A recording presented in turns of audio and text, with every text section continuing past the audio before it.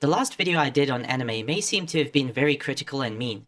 Some people might even say that I'm not even a fan of anime to begin with.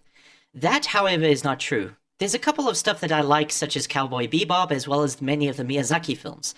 I think the main reason why I like these shows and movies so much is probably because, although the situation that our heroes are in are usually out of this world, the characters themselves, however, are very grounded, likable, and believable. This is what I look for in a good movie or TV show, and so far I've had some success in finding anime that has these traits. But it is few and far in between. For instance, the Bubblegum Crisis and Bubblegum Crash OVAs had some episodes that I thought were really good, even though most of them weren't. But I got a glimpse into what the potential would be when it comes to this franchise. It really would have benefited from having more episodes to refine the formula. But, unfortunately, the reboot series that followed had none of the charm and character quality that the original had. The search continued, and I eventually stumbled upon a series called Dirty Pair.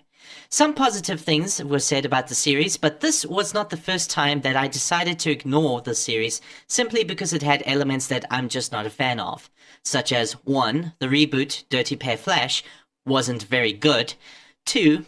It just looked uninspired with its pandering themes of portraying two hot chicks with guns, wearing impractical two-piece outfits, running around the galaxy fighting crime. And 3, even the name Dirty Pair makes me raise an eyebrow. But I eventually decided to do some investigating just to give the series the benefit of a doubt. I mean, after all, the reboot probably wasn't a good representation of the original, just like with the Bubblegum Crisis reboot. And this is what I found. Apparently, the show was based on the series of graphic novels, surprise, surprise, but the premise and the original inception of this franchise is actually kind of hilarious. It turns out that the idea of the novel came about because the creator of this franchise, Haruka Takeshiho, along with his business partner and 2 female employees, decided to attend a wrestling tournament that was hosted by the World Women's Wrestling Association. And apparently this somehow snowballed the inception of this franchise. Alright, so let me try and summarize Dirty Pair.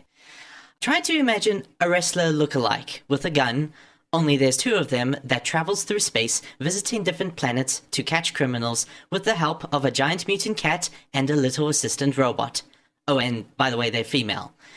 This has got to be the most ridiculous premise I've ever encountered, but it did ease my concerns and initial assumption of this show just being a shameless, mindless sexist romp.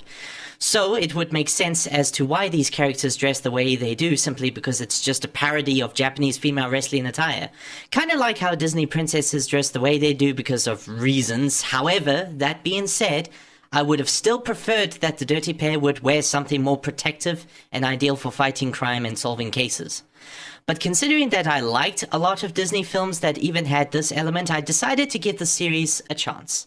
Probably another big incentive for watching this show was in the fact that the Dirty Pair TV series won the Animage Anime Grand Prix Prize in 1985, which is probably the highest honor that any anime can receive back in those days. When I saw that Dirty Pair was listed on the same list of annual winners as some of the best Studio Ghibli films out there, the deal was sealed. I had to see the show.